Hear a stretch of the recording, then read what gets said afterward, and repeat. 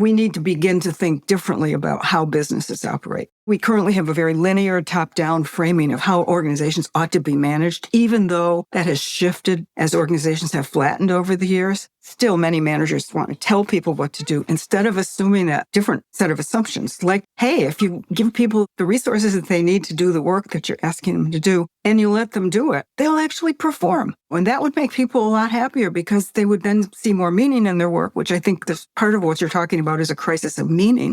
System change or effective organizations happen when everybody works collaboratively together for the greater good, because they can see what the greater good is and they buy into what that greater good looks like, and they know that it will impact them and arguably their kids and their grandkids.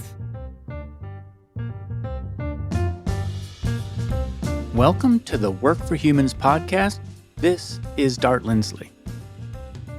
This episode is part of a series on large systems change because to grow companies that build and deliver great work is going to require us to transform how businesses operate as a system. My guest today, Sandra Waddock, argues that the current model focused on growth, control, and short-term profit is no longer serving people or the planet. And instead of fixing symptoms, she's asking us to rethink the deeper assumptions that shape how businesses work. And through her research and practice, she has identified principles of large systems change. Sandra is the Galligan Chair of Strategy and Professor of Management at Boston College. She's one of the most respected thinkers in systems change in the world and sustainable enterprise, with over 180 papers and 16 books on how businesses shape and are shaped by the world around them. In this conversation, we talk about the myths that drive our current system, the limits of control, and the power of new narratives. We explore leadership as sensemaking, how small actions can shift big systems, and what it means to build organizations that support life, not just profit. As always, be sure to subscribe if you'd like to hear more conversations like this one. Now, I bring you Sandra Waddock. Sandra Waddock, welcome to Work for Humans. Thanks. Glad to be here. This conversation with you is a part of what I'm starting to see as a series of episodes and a series of conversations.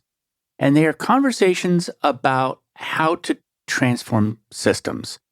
And for the most part, the systems that I talk about are companies, but not just individual companies, all companies.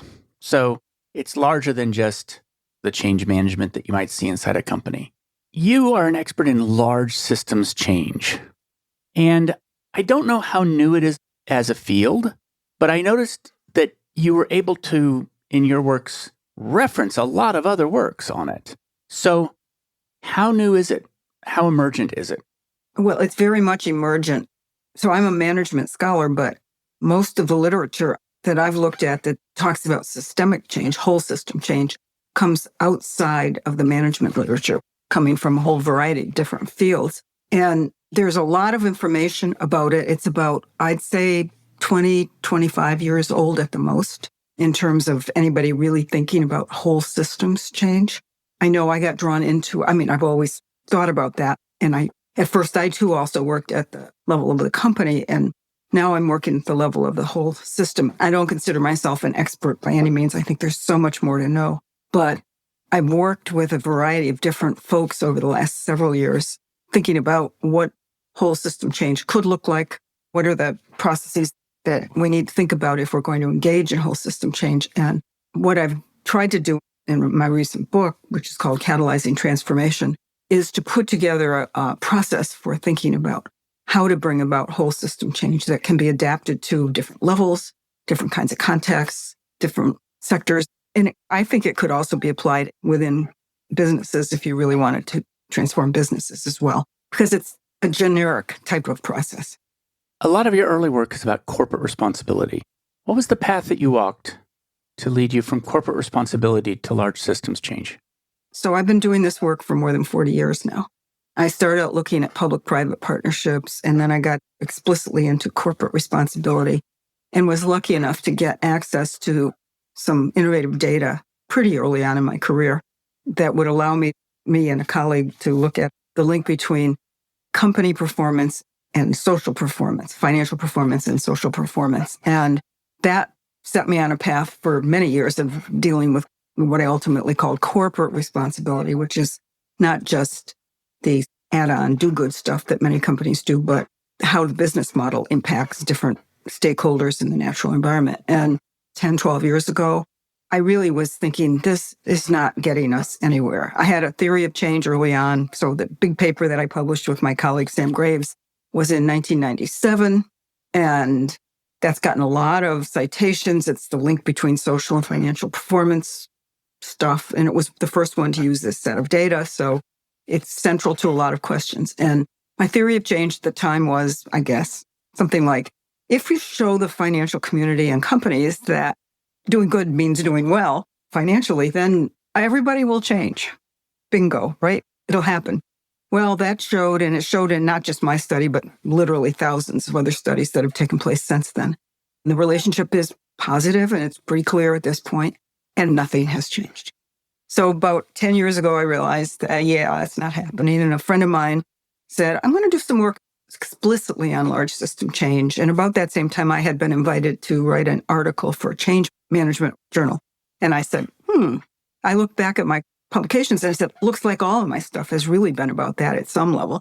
And so I started with that initiative and with writing that article and then thinking about the role of economics and all of this. I started to really think about the whole system and recognizing that businesses are just doing what the system is asking them to do. They're not inherently bad or anything like that, but they're under a lot of different pressures. And one of those pressures is to, quote unquote, if you will, maximize shareholder wealth. And as long as the system expects them to do that, they're very good at saying, yeah, we're going to do that. And so they will adapt to whatever pressures they see in their environment and do what's asked of them. And so it became increasingly clear to me that corporate social responsibility wasn't going to get us where we need to go. And that in order to get companies to change, we really need to change the ecosystem or the context in which they operate. And so that's been my agenda and a bunch of other people's agenda ever since then. It's very similar to the discussion that we're having on this show, which is lots of research has shown and supported the common sense idea that companies do better when the people who work there like their work. Yes, exactly. And lots of additional research shows that we're not improving the quality of work. And the question has to be, why? Which is, how far back do we have to walk from this dead end to get to a place where there's a different road? And how do we walk the system back? I suppose that a lot of large systems changes. How do we punch a hole through the end of the dead end and go someplace different? We don't necessarily need to back up. So let's talk about large systems change. What does large mean? To me, large means whole system change. And let me just see if I can start to look at the question you just raised, because I think it's really an important one. I think you need to think about, how do you define the purpose of business? If you'll see on many business websites, our purpose is to maximize shareholder wealth, because they've absorbed that from the neoliberal economics that we have. So this whole context of what economics expects of business is important. That narrative influences how businesses behave. Other pressures around continual growth also derive from that. And one of the things that we need to think about is, how are we framing economics? Because we need economics, we need businesses, we need the kinds of goods and services that businesses produce. Humans can no longer live without that kind of enterprise. And so we need to begin to think differently about how businesses operate. And one of the things that has just happened this week, actually, is that a paper that I've been working on with a global group of authors, headed by Jasper Kenter at York University in England, just got published. And that's a scope review of the quote unquote alternative economics literature. And it draws out from that literature 10 principles that are very different from economic principles, that are very different from the ones that you see in the current economics. And they involve holistic thinking, they involve ecological embeddedness, they involve social issues, and they involve political economy, which says, basically, we all need to have voice and active roles in making decisions in our economic lives, but also in societal lives and also within companies. We currently have a very linear top-down framing of how organizations ought to be managed, even though that has shifted as organizations have flattened over the years, still many managers want to tell people what to do instead of assuming a different set of assumptions. Like I'm just talking about a different set of assumptions for economics, a different set of assumptions about people. One might be, hey, if you give people the resources that they need to do the work that you're asking them to do, and you let them do it, they'll actually perform. And that would make people a lot happier because they would then see more meaning in their work, which I think this part of what you're talking about is a crisis of meaning. If you're sitting there making widgets and you don't understand where those widgets are going or what they're used for or how they benefit people, then yeah. And people are telling you what to do and monitoring your every move. You're miserable, rightly so. There's a weird gap that I'm hearing, and it's that companies are organized around shareholder value, also known as profit. We told them that they would produce more shareholder value if people at work liked their work or if they exhibited social responsibility. So that's a known thing. It's not a mystery. Lots of data support it. And yet, if that argument doesn't win the day and doesn't transform business, you used a term in one of your papers which was intellectual lock-ins. There's something that is not just about the question of whether profits should be the highest priority, because there's evidence showing that corporate responsibility and creating work that people like will do that. But somehow that argument, that evidence doesn't. Is that an example of that kind of lock-in, that there's something locked in intellectually in the mental model? Yeah, I think so. I mean, that's a really good observation. And if you're a leader in an organization, you think you have to tell people how to achieve that. If you're working at the more systems level, partly as we live in this ethos of the way companies always operated and the way the economic system is expected to operate, we often don't question the assumptions that are driving the way we make decisions. And so if you think, well, I'm the boss and I have to tell people what to do, or I have to know as much as I think I need to know so that I can tell everyone what the best thing to do is, or if you're not understanding sort of the interrelatedness and the interconnectedness of what's going on within companies, but also with companies in their broader environment, including the natural environment. And most people are somehow not thinking that systemically. Their thinking is, here's the lock-in. It's much more narrowly focused in some ways than it would be what if we defined the purpose of business as creating well-being for everyone, including the natural environment? What would that do to the way people have to think about how they're going to achieve that kind of goal? Now, that doesn't mean profits go away. It just means that they're part of a bigger set of indicators that businesses have to meet. Good jobs would be one of it. Happy employees might be part of that. Ecological regenerativity might be another part of it. So it'd be the whole bunch of different things that businesses would be expected to achieve, and that societies, because you move that up away from GDP, you'd have a broader set of indicators. GDP measures only economic activity, positive or negative. Well, some of that economic activity, clear cutting a forest, blowing the tops off of mountains, got a lot of devastating impacts that don't get counted, but it's great for GDP. I think people underestimate how lagging an indicator profit is.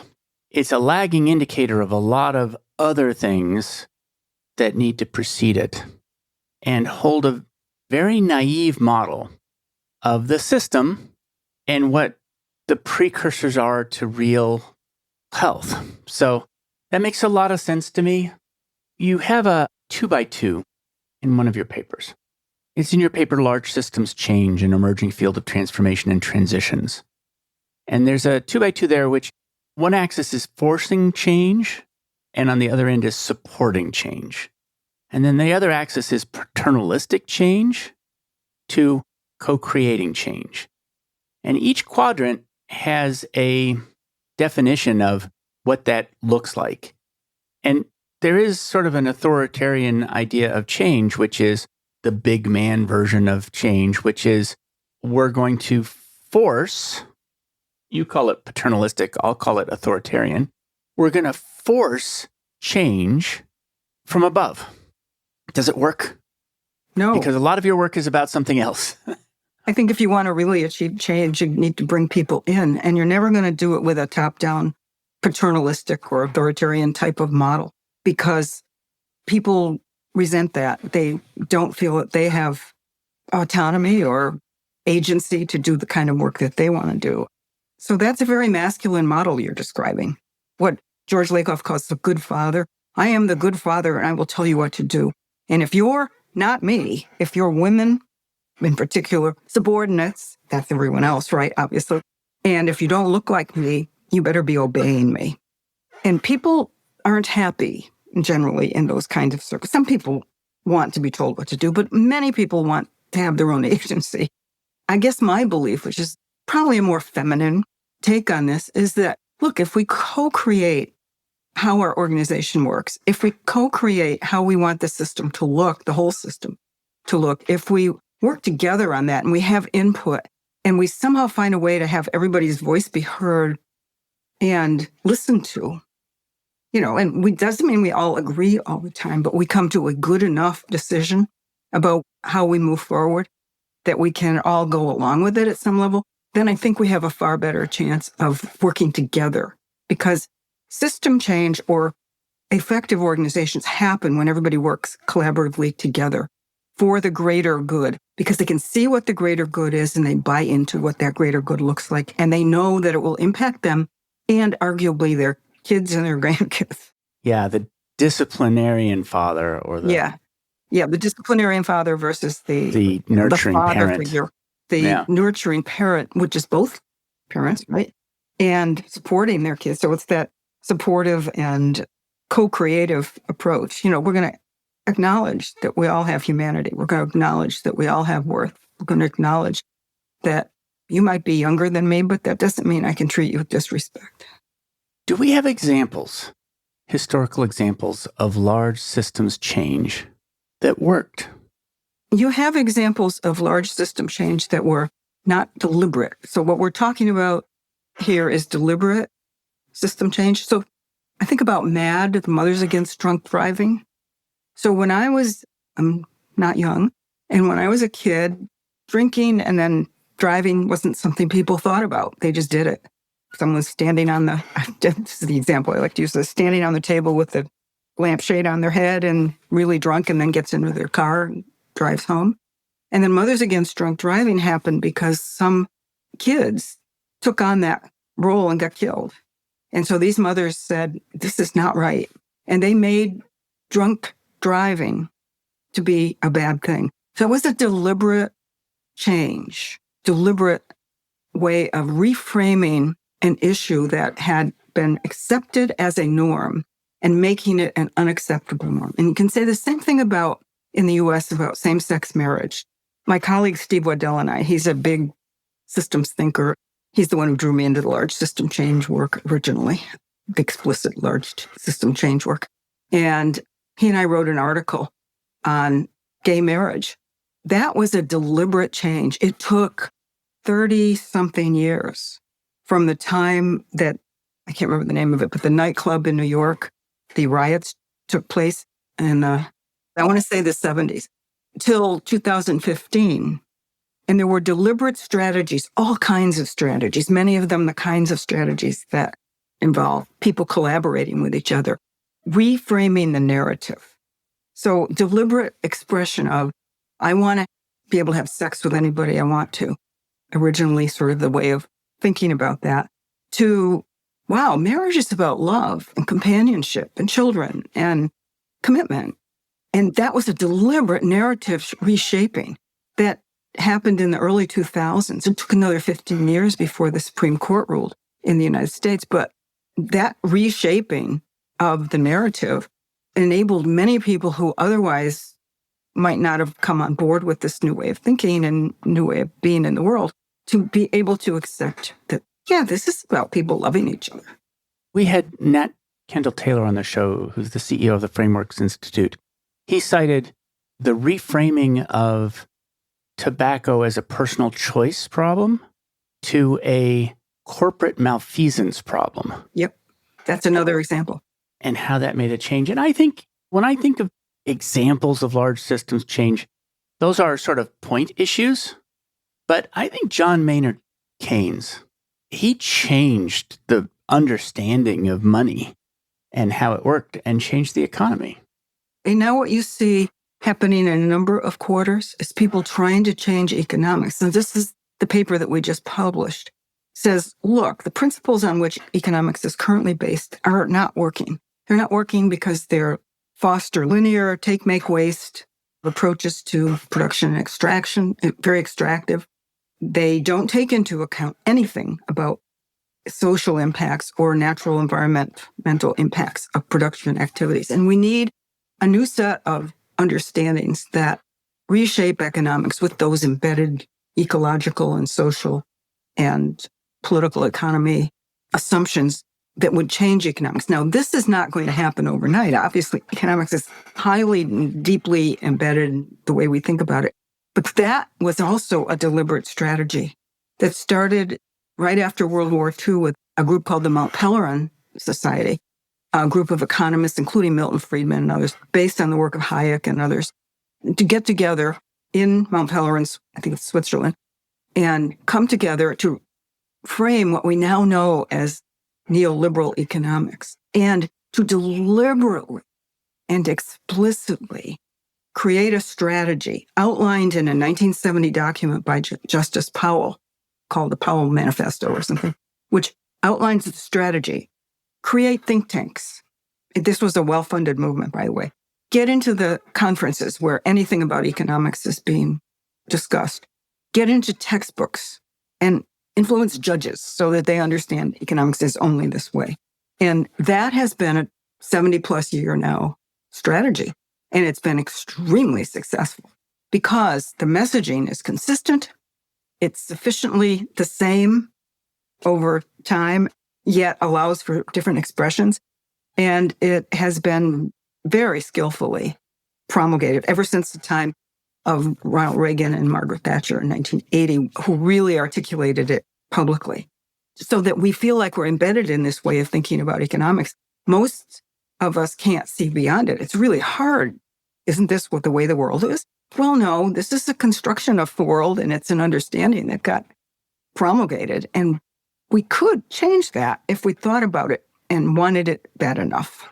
That's what the transformations group in literature is all about. I happen to focus on economics, but there's other aspects of it that are important too. So let's talk about the tools and techniques. And I was particularly interested, there's two big areas that I'm really interested in. One is managing paradox. And I can't remember, I think it's the name of the paper, or it might just be a sentence in the paper. How do leaders of translocal networks harness paradoxes to generate and scale innovative sustainability solutions? Okay, I'm going to unpack that a little bit. Translocal, when you're talking whole, it probably means global. Across multiple localities or levels. Okay, and generating and scaling innovative sustainability solutions. And a lot of this particular paper is about net weavers. What is a net weaver? That's work I did with Bruce Goldstein, who did the fundamental work on net weavers. So net weavers are these change agents who bring together people from multiple different organizations or entities or sectors or whatever. So let's say you pick a system. Say it's the food system. Who would you want to bring together to change the food system? Well, you might want food producers, you might want farmers, you might want the middle people who distribute the food, and you might want some retailers, and you might want some consumers. These are groups or people with very different understandings and interests. So the net weaver would be I would call them transformation catalysts, and we'd call it that in that paper too. These are the transformation catalysts who understand enough about each of them. They're not experts on all of it, possibly, but they understand enough to get people together to talk in dialogical processes, not us, them, conflictual processes, but dialogical processes that can generate new solutions. And they understand the differences, and they understand these different views that people might hold that might create tension or paradoxes or conflicting points of view among them. And they're willing to stand in the middle of that tension and help people. And they have the skills to help people work through those differences in some ways. And there's any number of techniques and approaches you can use. I talk about this in the Catalyzing Transformation work. There's any number of techniques you can use to help people work those differences through. That doesn't make it easy, but it does make it feasible. And there are a set of paradoxes that net weavers, catalysts need to understand and work with, live with and work with. So there's harmony and disruption, Yeah. cohesion and autonomy, and reflection and action. And I want to go through those each. On the harmony and disruption topic, there's an ability to cultivate disruption. What is that? That is when you explicitly bring in a conflict, or you will explicitly allow a conflict to emerge. Let's say the goal is to bring about harmony and a synthesized perspective and some sort of agreement among the various people you've brought together to move forward in a certain way. But in order to get there, sometimes you have to allow for a certain amount of conflict to happen and be willing to let people share and air their differences. I was watching a webinar just last couple of weeks ago that Ralph Hammond from South Africa was talking about his work with the food lab in South Africa. Ironically, that I picked food, actually. And in the course of that, the presenters talked about the fact that at some points, pretty radical conflict broke out. And they stood there when the woman who was, I can't remember his co-author's name, but she stood there in the context of, as the facilitator, getting beaten up by all these people, and was able to absorb enough of that conflict somehow that it allowed people to start to talk to each other in a different way and get past their differences. You know, if it goes back to my Pollyanna notion of that people want the best things. If you're working on system change, you want a good system. You want something to change in a positive way. And if we can hash through that disruption, then we can get to the more harmonious part where we can start to work together in new ways. Or understand that you're going to work your way and they're going to work their way and I'm going to work my way. But we all have that hopefully broader agenda in mind when we're doing it. I recognize that from large multi-day meeting facilitation inside corporations where you're bringing together people who disagree. Yep. And my technique was always to give them an analytical problem that they needed to solve together that was hard enough that they couldn't game it, and then bring those people who disagreed into subgroups. So those people who are farthest apart, get them to rub together. I can't do it, but they can, through friction with each other, start to understand each other. Yeah, and I think that's exactly it. You take your ego hat off and you understand, I don't have all the information here. It's embedded in these people that are coming together. Well, and even if I did, if they don't agree, they're not going to do anything. They're not going to do it. I mean, you want to, I can have all these weird metaphors, get the iron filings to align sort of thing. You know, this idea that if they can, A, start to see each other as human, Mm-hmm.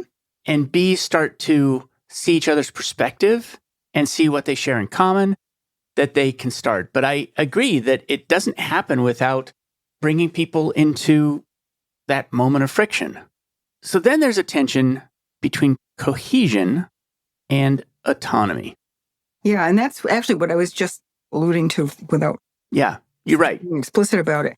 So if you're thinking about catalyzing transformation, it's that you're bringing entities together who come from a system that is what could be called under-organized. It's not an organization where I have control over anything. I can manipulate the reward system or something. So if it's a bunch of nonprofits that you're bringing together, they have no reason other than their shared agenda to work together. So the shared agenda becomes the cohesion element. And at some point, we have to understand that in the whole system change context, a little less so in environmental and organizational context, but in the whole system context, entity A, civic organization A, and nonprofit B have their own agenda and their own way of doing things. And they're still going to have that because I don't have any control over them the way a manager does in an organization. So we can agree about the shared agenda and we can possibly agree about some actions we're going to take together. and recognize that we're still going to go off and do our own thing with the same agenda in mind, probably, but we do it our way. So that's the autonomy part. And the cohesion part is this shared, and that's why some sort of visioning processes become really important, because the visioning processes, which have to be participative in that everybody's voice gets heard, are important. On Work for Humans, we've been exploring the principles of multi-sided management, which is the belief that work is a product that every company designs, builds, and delivers to employees. Along the way, people started asking how they could put these ideas into practice. So I founded the work design firm 11fold to help your company create the kind of work that makes teams feel alive and engaged instead of dead and dull, so you can reduce turnover and build commitment. We're doing something revolutionary here. Learn more at 11fold.com. That's 11fold.com. Well, and that leads to the next paradox, which is the reflection and action dichotomy, which is it's not good enough to think forever.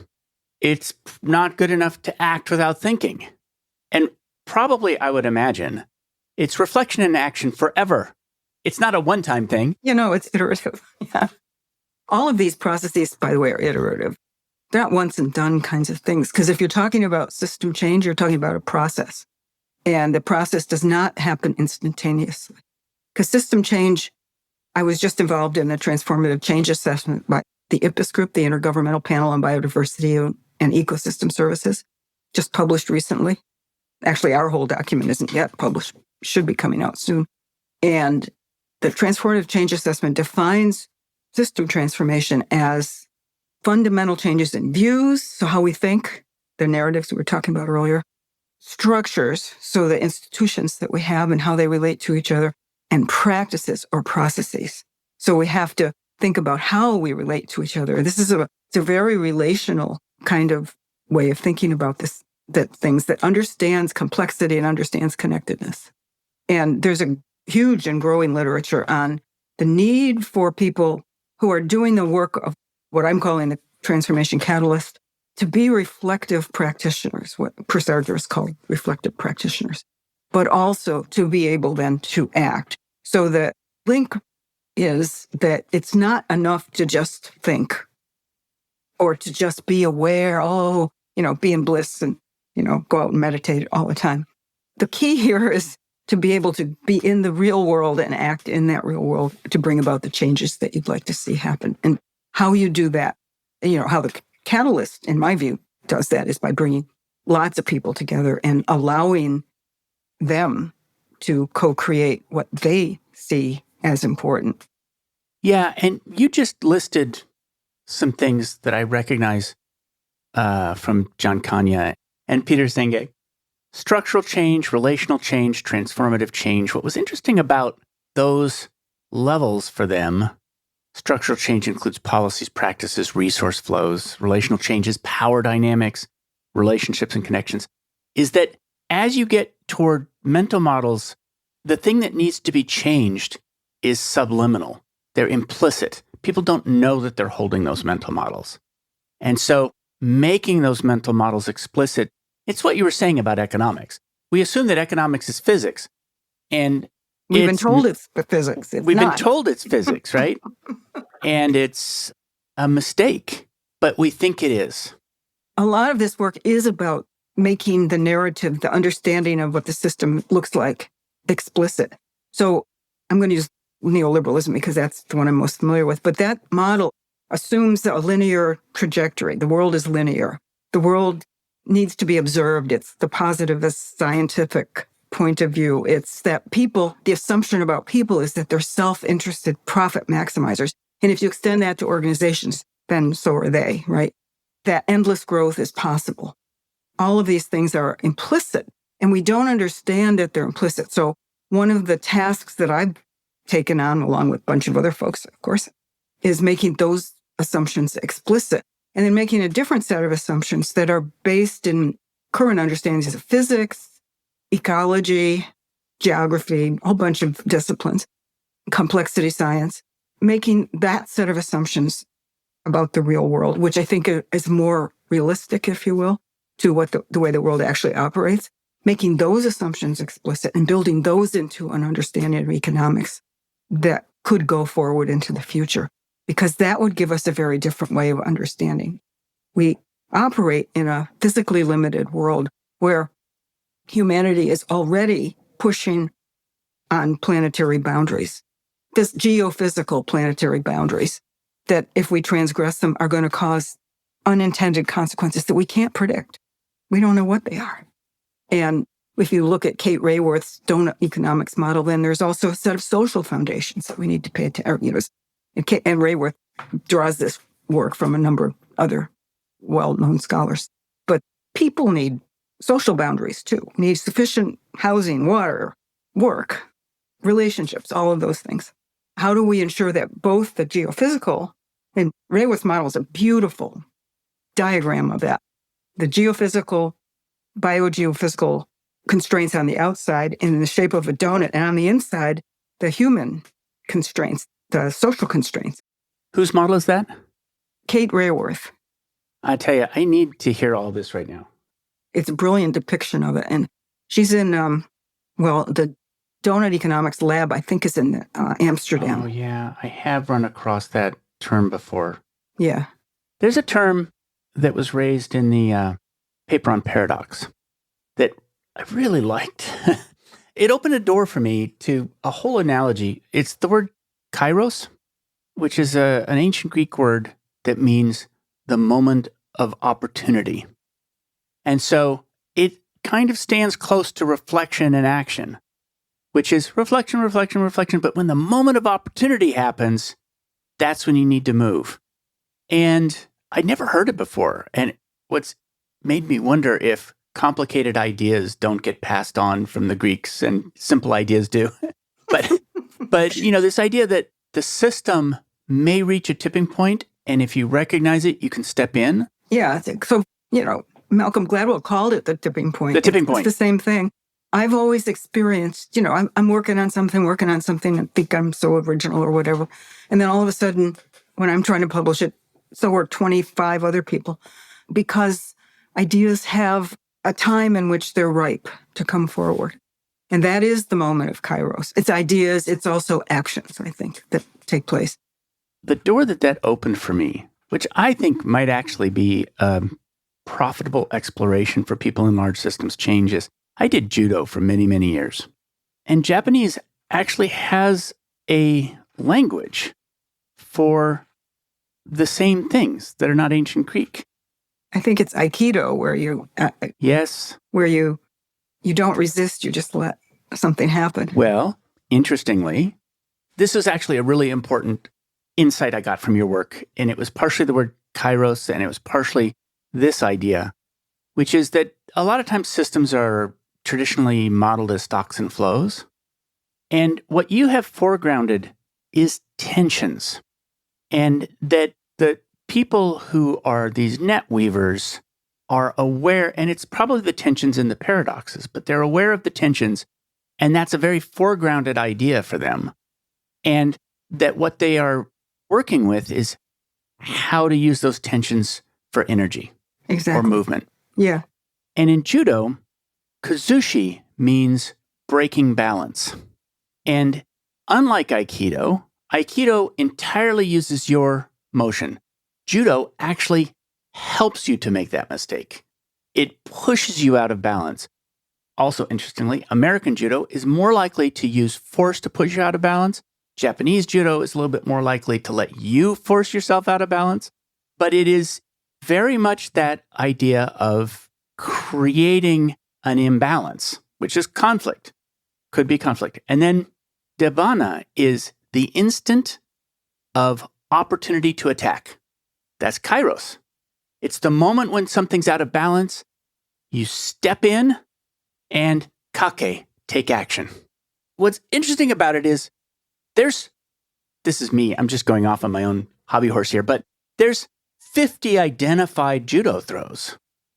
And they fall into categories. And this is a whole vocabulary of creating tensions and using it to change the system. Yeah, that's a great observation. It's just another way of thinking about what you're trying to do. I did martial arts for a few years, but I don't think I had very good training. So I didn't learn a lot of those concepts. That was kind of what I was looking for, I think. Implicitly, I didn't know what I was looking for, but I had a very good instructor.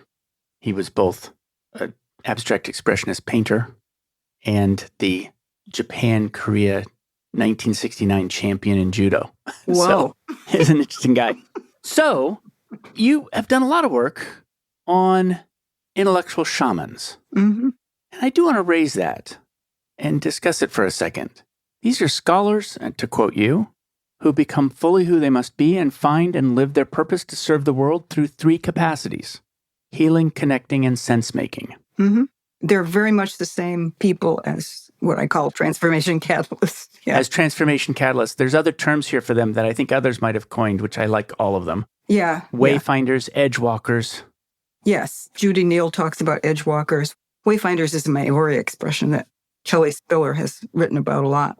These are people who walk between boundaries. But the shaman, in particular, is a healer. In conventional or traditional societies, it's the shaman who is the medicine person, right? Could be a man or a woman. And the boundary spanning activity is the connecting activity. And that means that they, in the traditional societies, they will go to spiritual realms, gather information.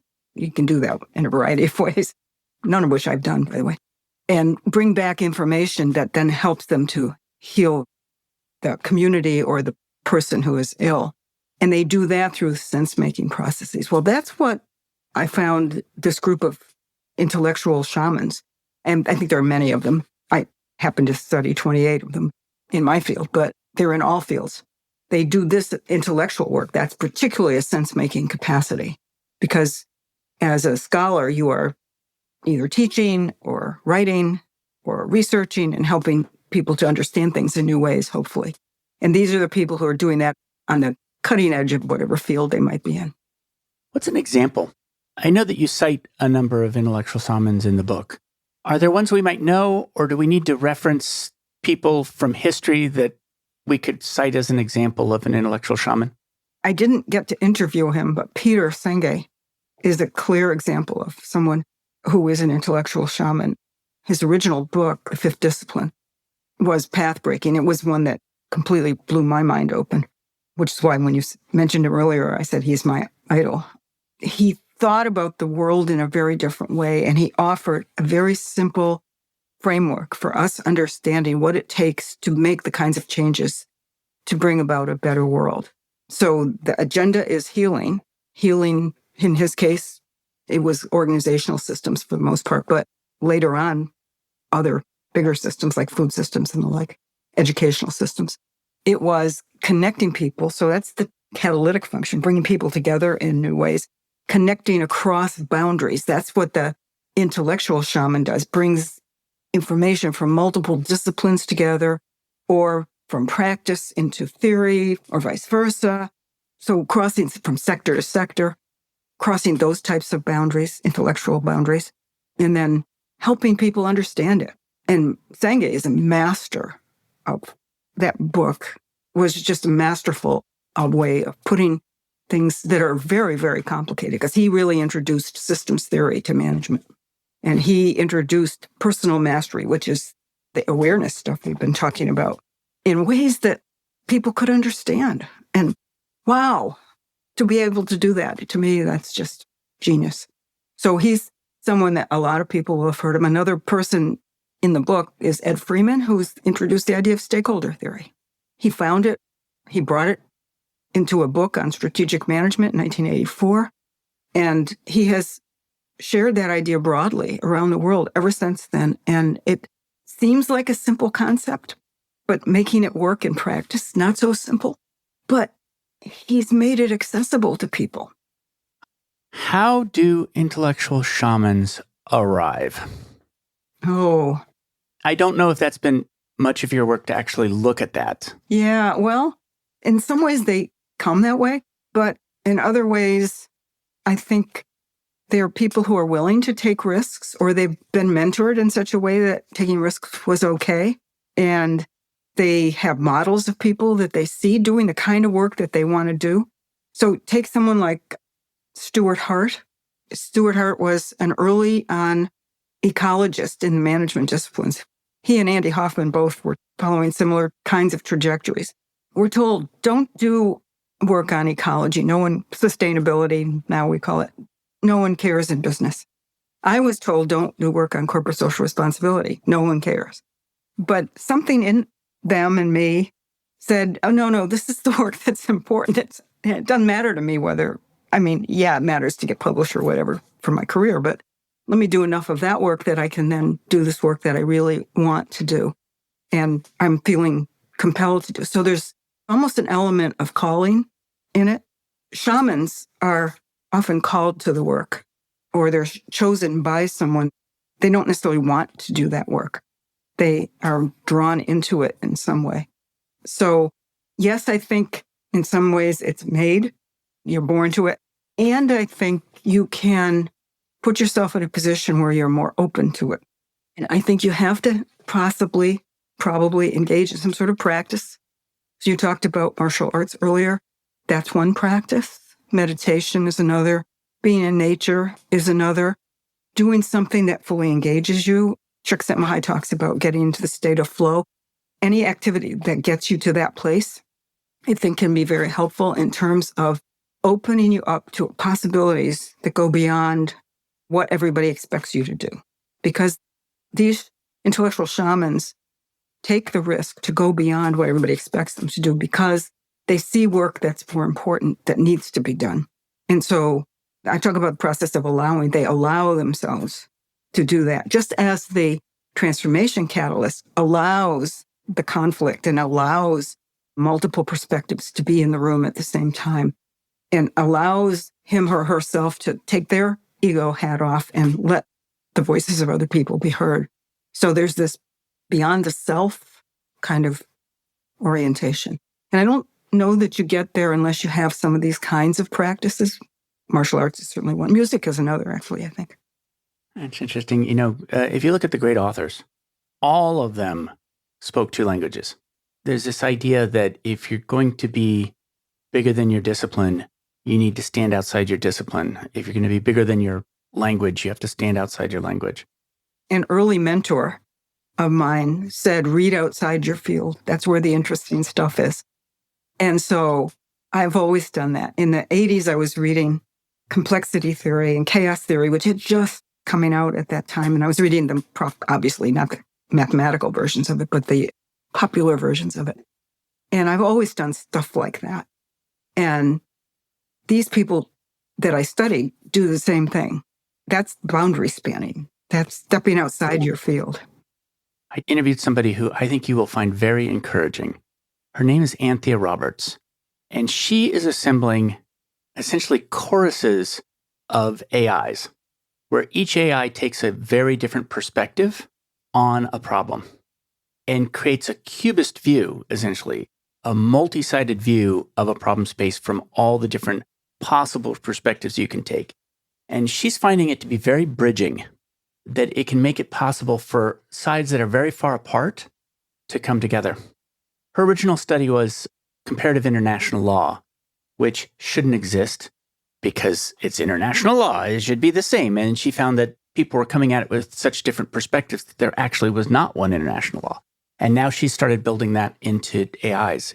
It's a very interesting, absolutely new. Yeah, that's way new. Field of endeavor. Yeah. She's in Canberra. So how do shamans and net weavers endure? What I mean by that is they must often be quite alone. Not net weavers, maybe. Maybe not net weavers. Yeah, they're alone, but my friend Jim Walsh, who was one of the intellectual shamans I interviewed, said, the other people. He looks for people who have a certain light in their eyes or a light emanating from them. You can kind of see it. And my teacher, my shaman teacher, I've been working with a shaman for the last 25 years now. He talks about the fact that the shamans all know each other. So you gravitate to people who have that light. I'll use Jim's term because I like it. And those are the people you find in common. So I can identify people that I gravitate towards because they have that kind of light. And I think finding those people with sort of the common fire within, that helps keep you going. And I also studied a group of people I called difference makers back in the aughts, and similar kind of people, but also they had all the characteristics of the intellectual shaman, boundary spanners. And one of the things I did with them and worked with a former graduate student on, who's now a professor, Erica Steckler, we looked at the practices that those people had. Did they have practices? And they had three kinds of practices. One is sort of the individual meditation types of practices we talked about earlier, or nature, or walking in nature, or maybe hobbies. So they could be artistic practices. But one of the important things was they all had relational practices. So they identified people that they could relate to and talk to and engage with. And I think that, in large measure, is what kept them going. And then some of them had more artistic practices, not all of them, but every one of them had the relationality built into their lives in important ways. So your absolute most recent work is on transformation process. What is it? So I talk about it as catalyzing transformation, which, we've been talking about these people who are not necessarily the ones who are going to go out and do the transformation, but they're the ones who bring people together in new ways. And I talk about them engaging in three kinds of main processes: connecting, cohering, and amplifying. And the connecting process is bringing those people together and trying to understand the system. So you have to have some understanding of the system you're trying to deal with, which means you put a boundary around it. Food system, economic system, local, some community system, organization, whatever that boundary is, helps you define what's relevant and what's not, and who you need to invite in, and bring them together and try to develop a shared understanding of what that system is and who's in it, who's out, what the dynamics are, and the like. Now, these are complex systems. You're not going to understand it all, but you can understand patterns in it, and you can understand enough that you can get people enough on the same page that they can work together. And then you do the cohering process, which I like to think of as visioning.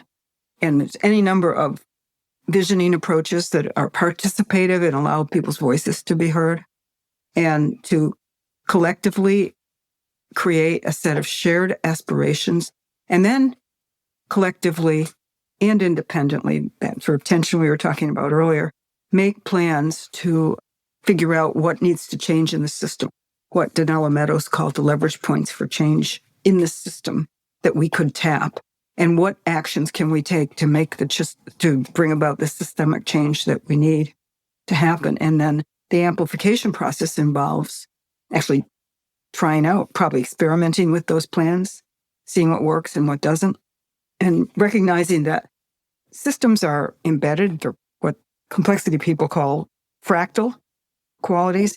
So there's the big system. So think of a tree. A tree has a general shape. Leaves often follow that general shape. And then each leaf has shapes within it that sort of model that bigger shape. So you've got subsystems within the bigger system that look similar. They're not exactly the same, but they look similar. So do you need more transformation catalysts if you're working in the state level? Do you need them at the local community level? So, okay, who can we find in these local communities to act in this role for this community? Who in this organization can we find to act in this way in this organization, then come to the bigger, and then come to the bigger, so that you're making those kinds of linkages and amplifying that transformative process. That's a very powerful idea. The idea that the parts are fractal pieces of a larger whole that has a similar structure. And it raises a question for me that I've been struggling with recently, which is, how do you deal with emergence? And so the idea that the pieces don't actually add up to the whole. And let me explore this a little further, because this is such a new idea to me. It's not that new an idea. I've always wondered about how to manage guided emergence, which is, how do you get a system that is truly complex and has emergent properties to create new ones or different ones? And the way I was raised as a process person was y equals f of x.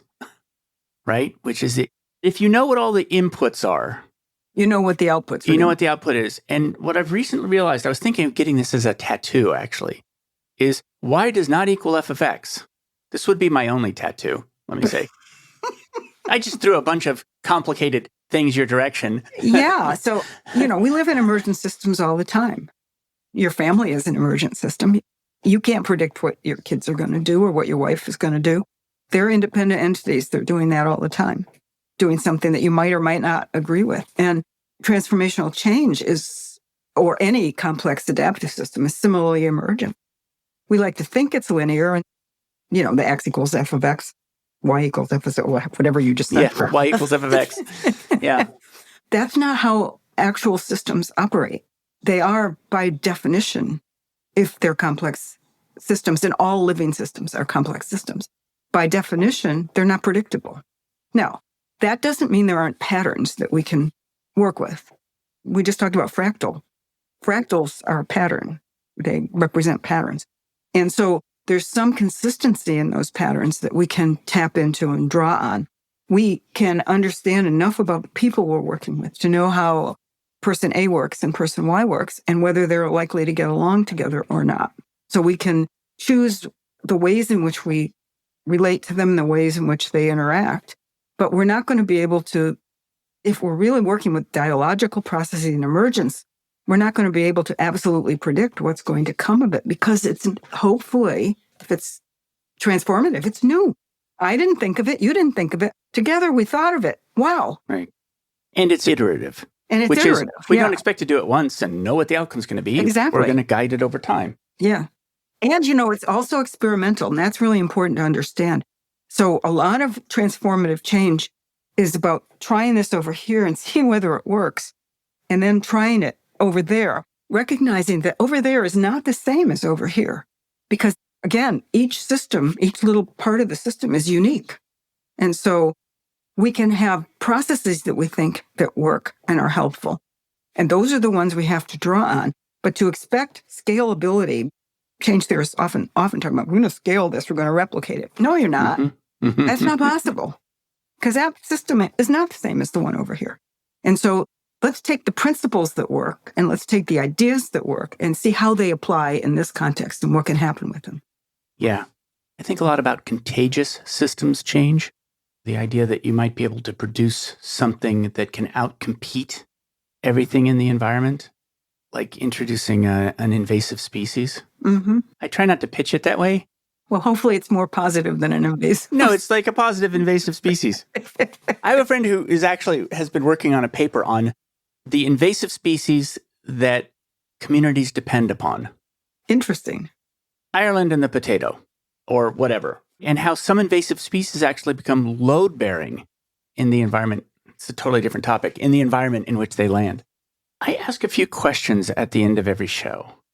I don't think I prepared you for them. So your work asks something of you. What do you want from your work? Oh, that's a very difficult question, but I think my work has always been about, this is grandiose, but making the world better, doing my little bit to make the world better. And that started out with CSR because I thought that would be how it would get better. And now it's got to do with transforming whole systems so that they're more life-centric, I think, as we were just talking about, so that everybody has a place and everybody has a place to belong, and we recognize our interconnectedness with the rest of the world. So I ask my work to help me do that to the extent that I'm capable of doing it. What does your work cost you? I don't take a lot of vacations. I do play music, and I do go to music camp, and it costs my attention. It costs, I don't know. I love my work, so I don't view it as costing in the same way that you're talking about it. Sometimes it's opportunity cost. Yeah, it is. But, I have everything I could have ever wanted and more. And I don't feel like I'm giving up anything to do my work. I'll be 78 next week, and I'm still doing this work. And I might not be doing it forever, but I like what I'm doing, and I don't view it as costing me. Yes, I'm sure there are other things I could do, but I don't know what they are. Let me tell you a story about how your work is making change. I know people in large companies who are figuring out how to measure the company's impact, their environmental impact. And they're really smart, they are well-funded, and they're serious. And that is a descendant of corporate responsibility. It started there, but it became, these are whole departments, and they are looking at the impact of the company on the environment and then looking for ways to diminish it. So I get that. One of the things I did early on was thinking about multiple bottom lines.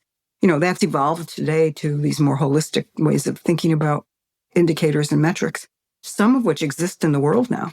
It's just that they're not yet mainstreamed. No, but if the big companies develop them and share them, which they will because it's not a competitive practice, it's a collective practice, it can make a really big difference. And so it's interesting. I've lived in a corporate responsibility aware environment inside companies for most of my corporate career, which started fairly late. And so those ideas are really durable. Well, I think, it goes back to my belief that people want to make the world better. Most people want to make the world better. They have different ways of doing that. But yeah, company people want to do that too. And the whole idea of sustainability has multiple possible definitions. I would use the term flourishing, but sustainability has got implications for sustaining the company and having it survive, as well as the ecological aspects of sustainability and social aspects. Well, thank you very much for coming on the show today. Oh, thank you for inviting me. It's fun. Absolutely enlightening. Where can people learn more about you? I am a professor at Boston College. You can Google me and find my Boston College website. And if you want to get in touch, you can email me. A lot of your papers are not paywalled, and so people can go to Google Scholar and can find your work. Yeah, especially my recent work. I'm trying to do what I can to get it open access. Yeah. And what's the title of the recent work? There's a paper called Catalyzing Transformation that's based on my book, which you have to pay for, but by the same name. If you're interested in being a change agent, that's what I recommend. But the economics works, the 10 principles paper, that's open access. Well, thank you. Oh, thank you. Great to meet you. Really appreciate your time. Great to meet you. Thank you. Thanks for joining me for another episode of Work for Humans. If you enjoyed this episode, please give us a 5-star rating wherever you listen to podcasts. And share the show with one person you think would get value from it. Believe it or not, this really helps us grow the show and reach more people who want to build the kind of work that people really want.